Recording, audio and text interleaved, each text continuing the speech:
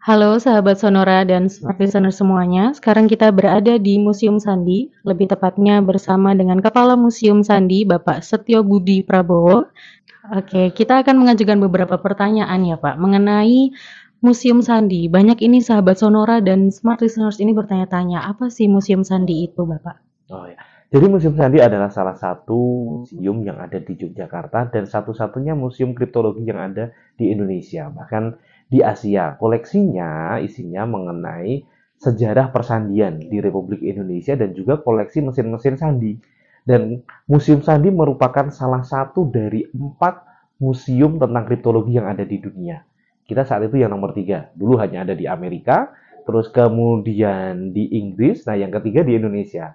Nah, yang keempat ini tahun 2019 dari Rusia pernah datang ke Museum Sandi. Kemudian sepertinya mereka tertarik dan di tahun 2022 mereka sepertinya mendirikan museum dan di tahun 2020 mereka mendirikan museum dan diresmikan pada tahun 2021. Museum Wah, tentang kriptologi. Ya, sekarang wah, jadinya ada 4. wah, menarik juga ya Pak. Lalu kenapa didirikan Museum Sandi ini Pak? Jadi tujuan didirikannya adalah mengenalkan persandian kepada generasi muda dan juga mengingatkan bahwa Republik Indonesia ini punya sebuah agensi, punya sebuah badan yang memang sudah berdiri sejak lama yang menangani hal-hal terkait dengan pengamanan informasi dan juga pemberitaan rahasia. Namun seiring perkembangan zaman, sekarang sudah ke ranah IT, maka lembaga tersebut berubah atau menyesuaikan diri dengan teknologi yang ada. Makanya dulu namanya dari awal namanya Dinas Kode, kemudian berganti menjadi Lembaga Sandi Negara dan sekarang ke ranah cyber menjadi Badan Siber dan Sandi Negara. Mungkin bisa dijelaskan Bapak sejarah singkat Museum Sandi ini. Tadi kan sudah dijelaskan kalau kita ini salah satu dari 4 museum sandi yang ada di dunia. Lalu untuk sejarah singkatnya, mungkin kenapa juga diambil gedung ini yang setelah saya riset, tim kita riset itu gedung Cagar Budaya Kementerian Luar Negeri. Waktu ibu kotanya ada di Jogja, seperti itu nggak Pak? Ya, Mungkin bisa dijelaskan Pak? ya betul. Jadi Museum Sandi sendiri berdiri pada tanggal 29 Juli tahun 2008.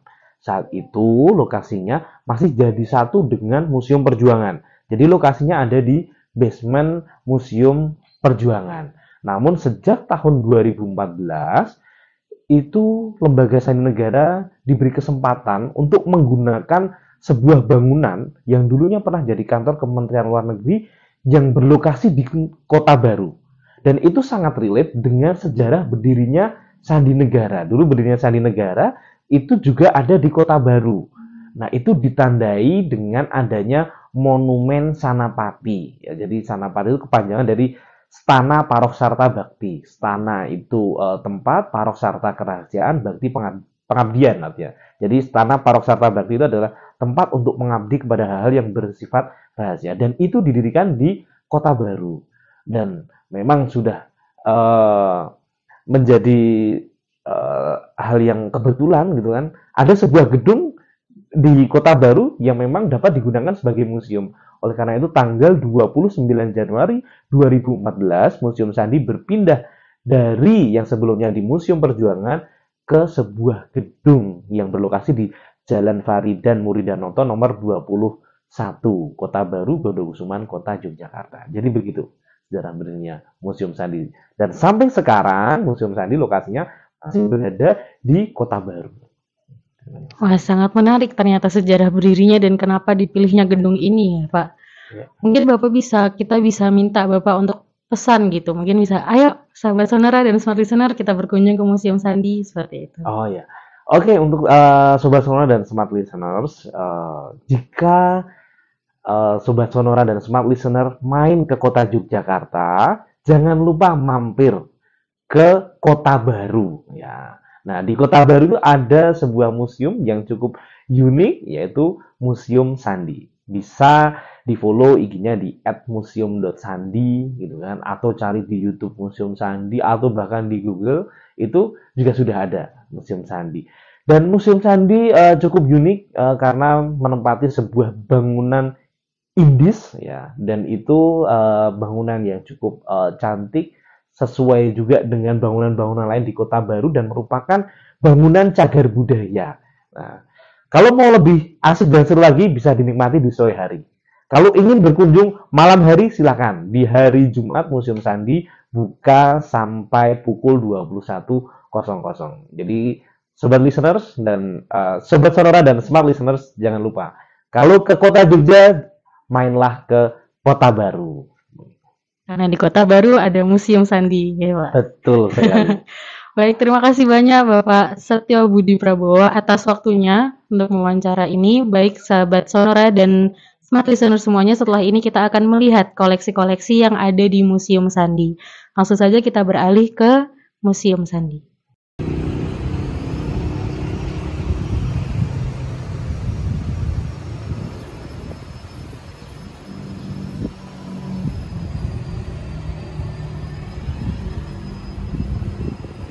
Halo sahabat Sonora dan Smart Listener semuanya, sekarang kita sudah berada di dalam Museum Sandi bersama dengan Mas Asnan yang akan menjelaskan koleksi-koleksi yang berada di Museum Sandi. Selamat pagi Mas Asnan. Ya, selamat pagi sahabat Sonora dan Smart Listener yang ada di Yogyakarta. Kami ucapkan selamat datang di Museum Sandi. Inilah museum persandian pertama di Indonesia dan tahu nggak bahwa ini adalah satu di antara 4 museum kriptografi yang ada di dunia.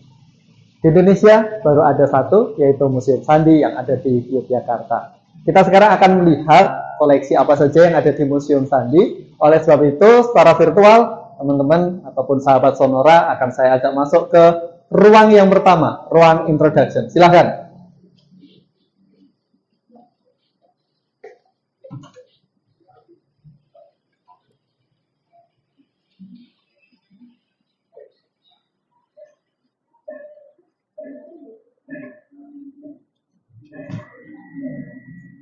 Ya, inilah ruang introduction.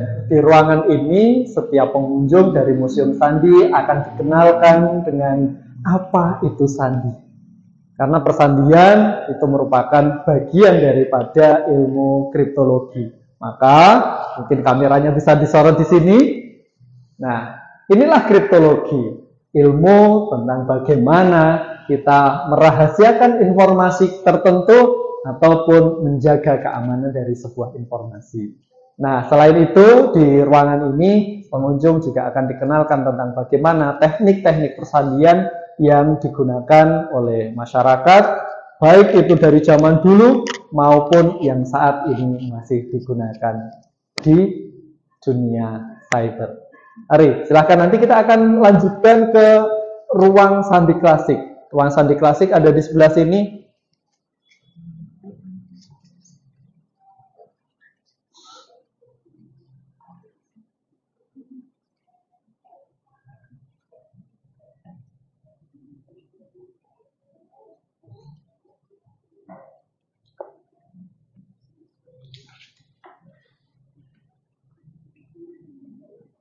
Di ruang sandi klasik, kami jelaskan tentang lini masa atau storyline tentang perkembangan persandian di masa lalu.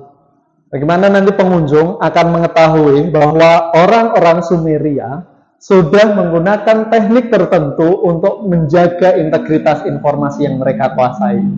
Seperti halnya kita sekarang, tentu tidak semua informasi harus di-share. Ada informasi-informasi strategis yang itu hanya kita yang boleh tahu. Maka dari itu, sahabat Sonora, orang-orang Sumeria sejak 5.000 tahun yang lalu atau 3.200 sebelum Masehi sudah menggunakan teknik steganografi untuk menjaga keamanan informasi yang mereka kuasai. Demikian juga bangsa Mesir ternyata selain tulisan hieroglif yang biasa digunakan, mereka juga punya tulisan lain.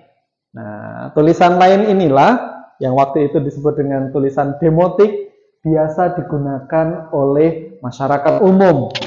Nah, sehingga khusus untuk hieroglif ini hanya kalangan terbatas, hanya kaum bangsawan yang mengetahuinya. Dengan kata lain, apa yang kemudian diperbincangkan oleh para bangsawan Mesir kuno itu belum tentu diketahui oleh masyarakat awam. Nah, itu juga bagian dari pengamanan informasi. Dan Kalau sahabat Sonora berkunjung ke Museum Sandi, nanti akan kami tunjukkan juga ini nih di sebelah sini. Sebuah patung yang digunakan untuk menceritakan tentang bagaimana pengamanan informasi di zaman Yunani dulu. Tapi sepertinya saya harus geser dulu ke sini. Nah, karena patung ini kami gunakan untuk menjelaskan sebuah peristiwa pengiriman informasi di zaman Yunani kuno, di mana seorang budak dipanggil oleh rajanya, kemudian ditato di kepalanya. Tatonya bukan sembarangan, tetapi sebuah pesan rahasia yang harus dia kirimkan dari wilayah Persia ke Yunani. Jaraknya kurang lebih 2.500 km yang waktu itu dia tempuh selama 98 hari. Cerita tersebut secara lengkap dituliskan oleh Bapak Sejarawan Dunia. Sahabat Sonora, adakah yang tahu siapa nama Bapak Sejarawan Dunia? Ya, betul, namanya Herodotus.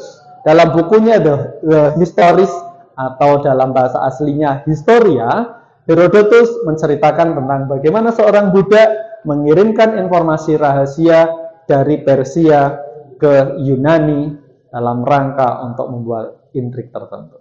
Nah, itulah. Jadi kalau sahabat Sonora penasaran, datang ke Museum Sandi. Karena kami juga punya informasi tentang bagaimana seorang kaisar besar Eropa waktu dulu, namanya Julius Caesar. Dia adalah kaisar di Romawi, menggunakan teknik tertentu untuk mengacak pesan yang akan dia kirimkan. Secara khusus, pada saat sahabat Sonora berkunjung ke Museum Sandi, maka akan kami ajarkan bagaimana cara yang digunakan oleh Julius Caesar pada masa dulu. Sehingga berkunjung ke Museum Sandi tidak hanya tahu tentang sejarah persandian, tetapi juga memiliki kecakapan tentang pengamanan informasi. Lanjut ya, sekarang kita akan lanjutkan ke ruang perintisan persandian Indonesia. Bagaimana dulu persandian Indonesia dimulai, akan kita saksikan di ruang berikutnya.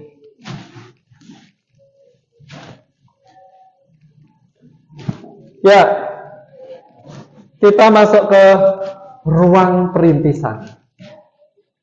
Sahabat Sonora, selama ini sudah mendengarkan siaran Sonora.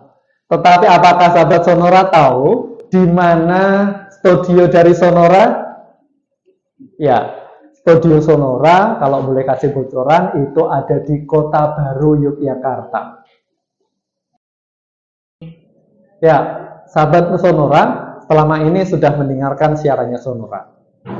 Tahu nggak di mana sebenarnya studionya Sonora? Nah, ya betul. Studionya Sonora itu ada di Kota Baru, Yogyakarta. Dan kalau menyebut Kota Baru, Yogyakarta, maka dulu sebenarnya ada tempat yang menjadi kelahirannya atau lokasi lahirnya persandian Indonesia. Kami ceritakan di sini.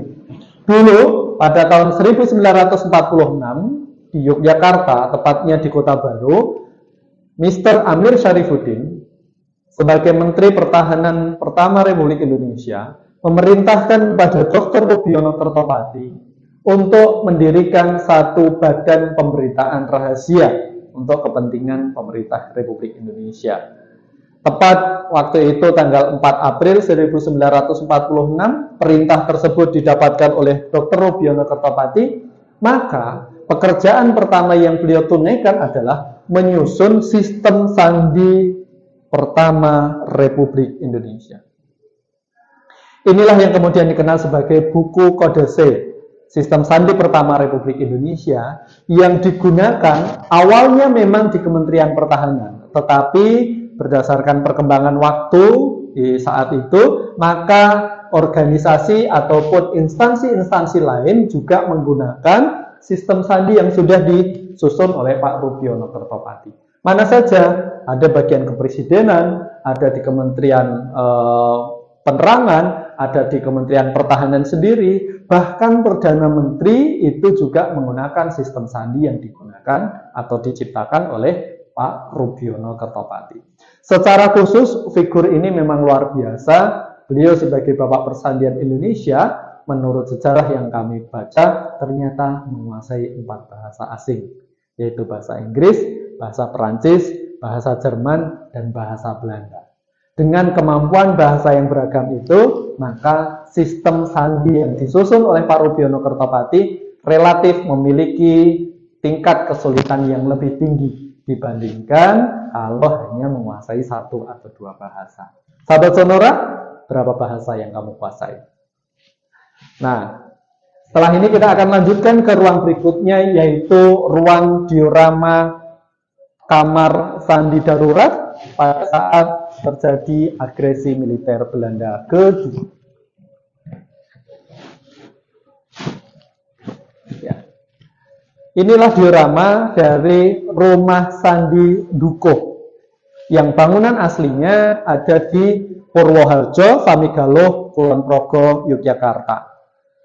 Sahabat Sonora bisa mengunjungi tempat itu setiap hari, dan di sanalah dulu pada tahun 1949 para petugas sandi berjuang untuk turut mempertahankan kemerdekaan Indonesia dari rongrongan penjajah Belanda. Selama kurang lebih 6 bulan, para petugas sandi melaksanakan tugas-tugas penyandian dari surat-surat rahasia yang ingin dikirimkan oleh para komandan atau pemimpin perjuangan waktu itu. Nah, dengan kiprah ataupun sumbangsih dari para petugas sandi ini, maka Indonesia bisa dengan secara lebih aman mengirimkan informasi-informasi yang kemudian disampaikan kepada pucuk-pucuk pimpinan negara. Termasuk diantaranya peristiwa serangan umum 1 Maret yang terjadi pada tahun 1949 itu berhasil dikirimkan sampai ke New York atas peran dari para petugas sandi dan juga regu PHB atau regu penghubung.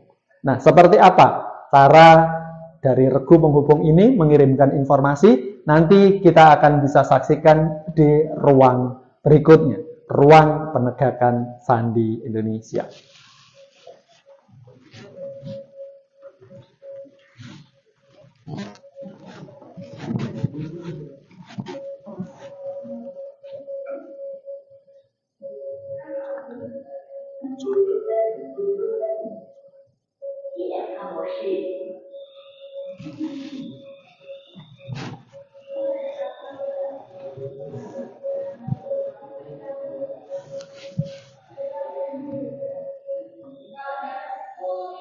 Setelah sebuah pesan rahasia ini disandikan, maka akan dikirimkan oleh petugas PHB.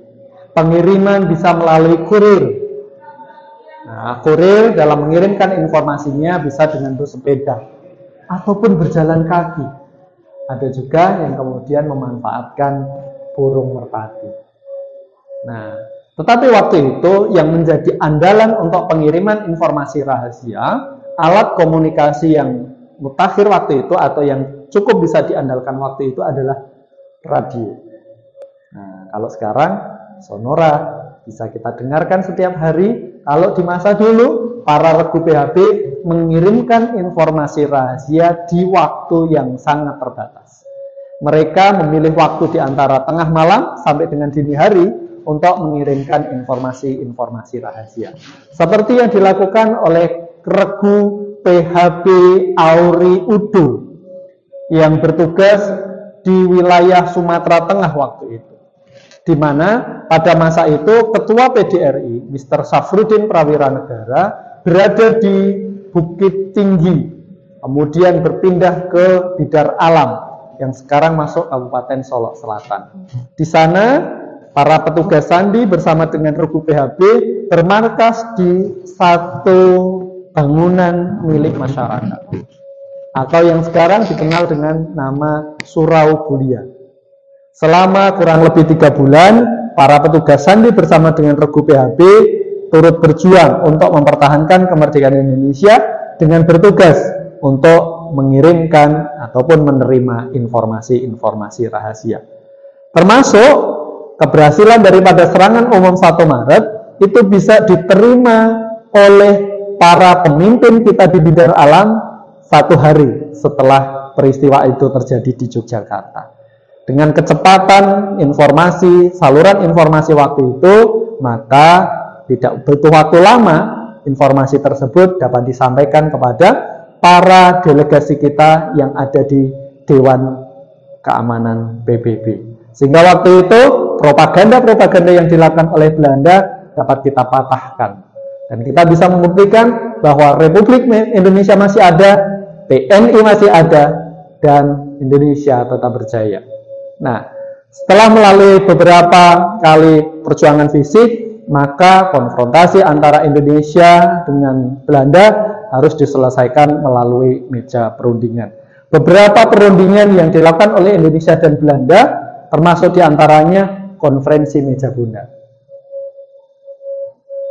Mungkin ini sesuatu yang baru bagi sahabat Sonora pada saat kita selama ini mengetahui tentang sejarah konferensi meja bundar. Tetapi apakah sahabat Sonora juga tahu bahwa pada saat momen ini berlangsung juga ada petugas sandinya, juga ada intelijennya, yang dari kita berfungsi untuk mengantarkan informasi-informasi agar hasil daripada perundingan itu ataupun nota-nota perundingan dari pihak Indonesia itu tidak sampai diketahui oleh pihak lain.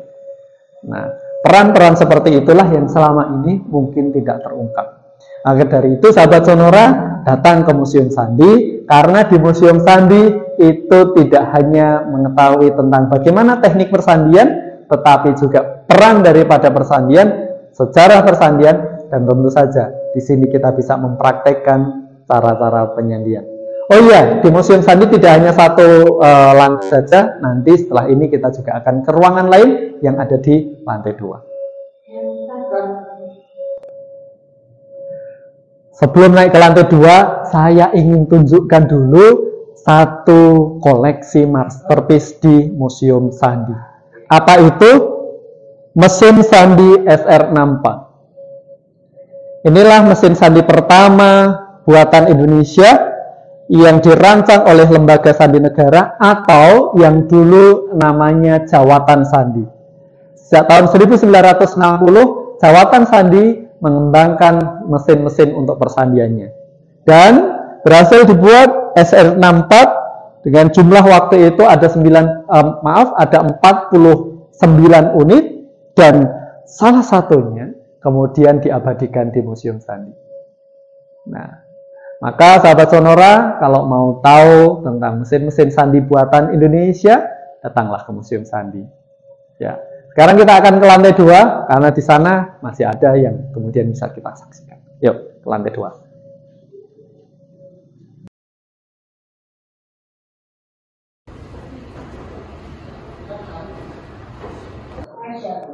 Ya, sekarang kita sudah ada di lantai 2 Museum Sandi.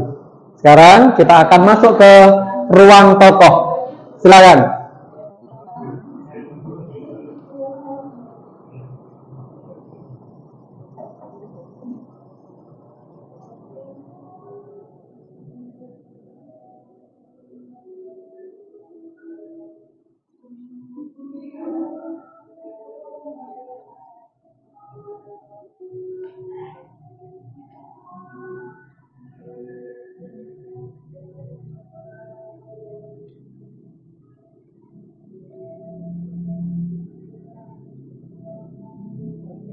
Di ruangan ini kita bisa menyaksikan beberapa tokoh penting dalam persandian Indonesia. Dan pada saat menyebut persandian Indonesia, maka kita tidak bisa lepas dari sosok Dr. Rugiono Kertopati. Beliaulah yang disebut sebagai Bapak Persandian Indonesia. Pendidikan formalnya sebagai seorang dokter di Netherlands Indies Arts School. Pada tahun 1931 beliau masuk ke sana dan selesai pendidikan di tahun 39.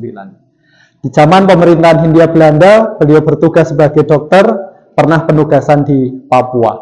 Tetapi setelah Indonesia merdeka, beliau bergabung dalam barisan perjuangan dan membentuk Badan Persandian pertama Republik Indonesia yang diberi nama Dinas Kode.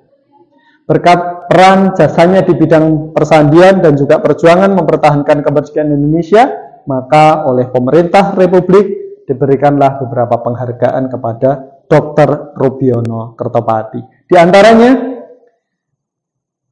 Bintang Mahaputra, beliau merupakan salah satu tokoh Indonesia yang meraih Bintang Mahaputra, demikian juga Bintang Dharma, dan perlu juga untuk diketahui oleh sahabat Sonora bahwa beliau ini adalah salah satu dokter dari ABRI atau Angkatan Bersenjata Republik Indonesia, waktu itu TNI Angkatan Darat, yang turut serta dalam melakukan otopsi terhadap jenazah pahlawan revolusi. Nah, selain Dr. Rubiono Kertopati, tokoh lain yang bisa kita kenali di ruang tokoh persandian Indonesia adalah Bapak Soeharto. Beliaulah kepala yang kedua di Lembaga Sandi Negara setelah Dr. Rubiono Kertopati. Berbeda halnya dengan Pak Rubiono Kertopati dari Angkatan Darat, kalau Laksamana Muda TNI Soeharto ini berasal dari Angkatan Laut. Selain itu juga ada tokoh lain seperti Pak Umar Said Nur, ada juga Kolonel Infantri Dr. Andes Santoso. Pak Santoso ini adalah kepala pendidikan persandian pertama Republik Indonesia. Jadi sejak pertama kali dibentuk pada tahun 1946, sejak saat itu juga persandian Indonesia sudah mulai memikirkan tentang bagaimana pengembangan sumber daya manusianya. Nah, di antara tokoh-tokoh yang kemudian mendapatkan pelatihan atau pendidikan persandian Indonesia, sahabat Sonora tahu? Di antaranya salah satunya adalah Dr. Sarjito yang kemudian mendirikan atau menjadi pemimpin dari Universitas Gadjah Mada.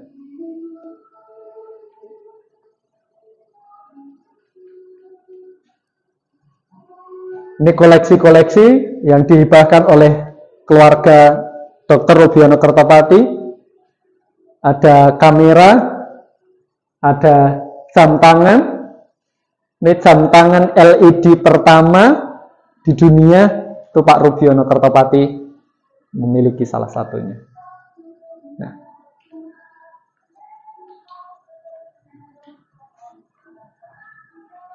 dan ini kepala-kepala lembaga persandian Indonesia. Sejak pertama Dr. Rubiono Kertopati dengan pangkat ketentaraan Mayor Jenderal, kemudian setelah beliau meninggal digantikan untuk sementara waktu oleh Dr. Andes Wijanarko dari tahun 1984 hingga tahun 1986.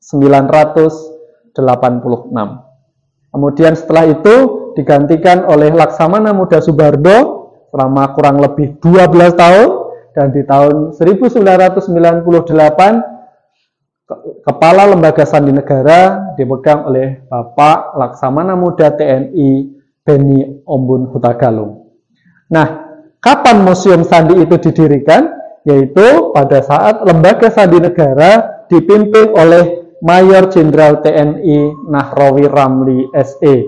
Beliaulah yang kemudian turut serta dalam merancang pendirian dari Museum Sandi ini sehingga berdiri di Yogyakarta. Setelah Bapak Nahrawi Ramli, Lembaga Sandi Negara dipimpin oleh Bapak Mayor Jenderal TNI Wiryono Budiarjo, dan kemudian setelah beliau ialah penggantinya adalah Mayor Jenderal TNI Joko Setiadi.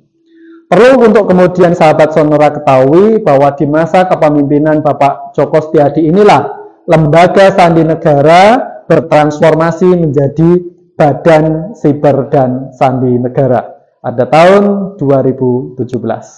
Nah, saat ini Badan Siber dan Sandi Negara dipimpin oleh Letnan Jenderal TNI Purnawirawan Hinsa Siburian dari tahun 2019 hingga saat sekarang. Sekian. Nah, setelah ini kita akan masuk ke ruang berikutnya, yaitu ruang Sandi Global. Silakan.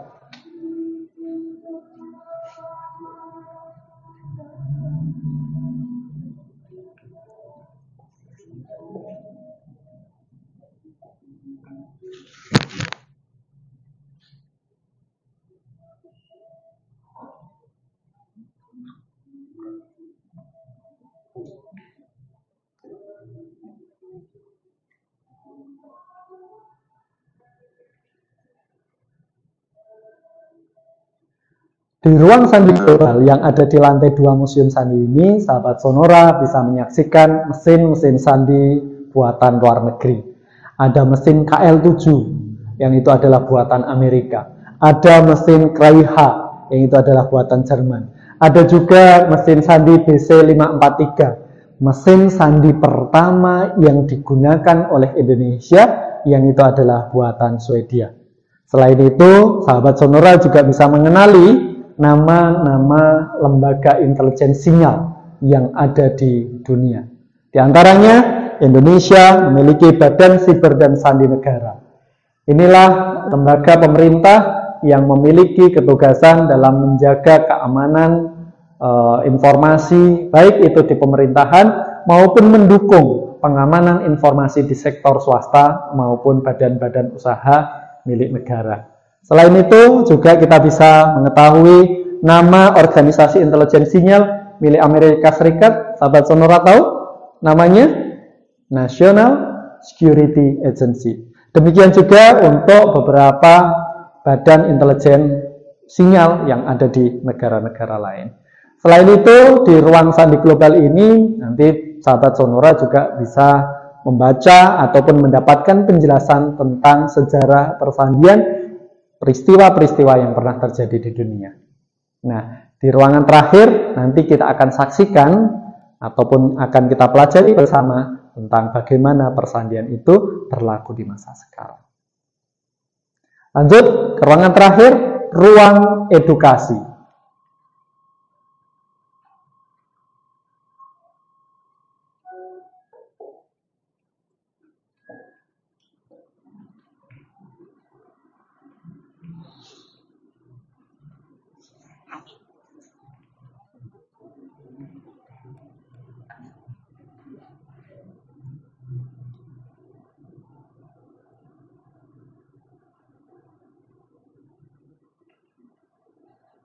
Ya, inilah ruang edukasi, ruang terakhir di Museum Sandi, di mana pengunjung museum dapat mengetahui tentang ringkas cerita dari apa yang sudah disaksikan, mulai dari ruang pertama hingga ruang terakhir di Museum Sandi. Selain itu, di ruangan ini pengunjung juga bisa mempraktekkan bagaimana sistem-sistem persandian atau metode-metode persandian yang digunakan di masa lalu, tetapi bisa dipraktekkan di masa sekarang. Misalnya kita bisa berpraktek atau mempraktekkan penggunaan sandi sesar yang dulu dikembangkan oleh Julius Caesar. Bisa juga kita bermain sandi Morse seperti yang sahabat Sonora biasa lakukan di kepramukaan, atau sandi semafor, atau sandi kotak. Sudah bisa menggunakan sandi kotak? Atau juga sahabat Sonora bisa mengetahui peralatan-peralatan yang digunakan untuk menjaga keamanan, jangan sampai komunikasi kita disadap oleh orang lain. Atau dalam bahasa yang lebih keren lagi yaitu kontra intelijen. Sahabat Sonora, berkunjung ke Museum Sandi tidak sekedar untuk mengetahui sejarah di masa lampau, tetapi kita pun bisa turut serta untuk melestarikan tinggalan-tinggalan kebudayaan di bidang persandian maupun meneladani nilai-nilai yang terkandung dalam sejarah persandian. Di antaranya, etos sandi, 9 nilai dasar yang dipegang oleh para petugas sandi dalam tugasnya. Mulai dari patriotisme, dapat dipercaya, kemampuan menyimpan rahasia, sampai kepada mandiri. Semuanya itu dilakukan atau dipegang teguh oleh para petugas sandi. Dan tentu saja, nilai-nilai itu juga patut untuk kita teruskan, kita praktekkan di zaman sekarang. Oleh sebab itu, sahabat Sonora, tidak cukup waktu hanya dalam beberapa menit untuk mendapatkan penjelasan tentang Museum Sandi. Maka dari itu, silahkan sahabat Sonora berkunjung ke Museum Sandi atau follow Instagramnya Museum Sandi. Cek di Instagram kami, museum.sandi. Terima kasih. Terima kasih kepada Mas Asnan atas penjelasannya yang sangat menarik mengenai koleksi-koleksi yang ada di Museum Sandi. Untuk sahabat Sonora dan Smart Listener semuanya, sudah dijelaskan dari Mas Asnan. Jangan lupa berkunjung ke Museum Sandi atau berkunjung juga di Instagramnya, di mana Mas? Museum.sandi. Sandi. Museum.Sandi. Terima kasih, kami melaporkan dari tempat. Terima kasih. Ya, terima kasih atas kunjungannya di Museum Sandi, dan saya tunggu sahabat Sonora di sini, di Kota Baru Yogyakarta. Selamat pagi.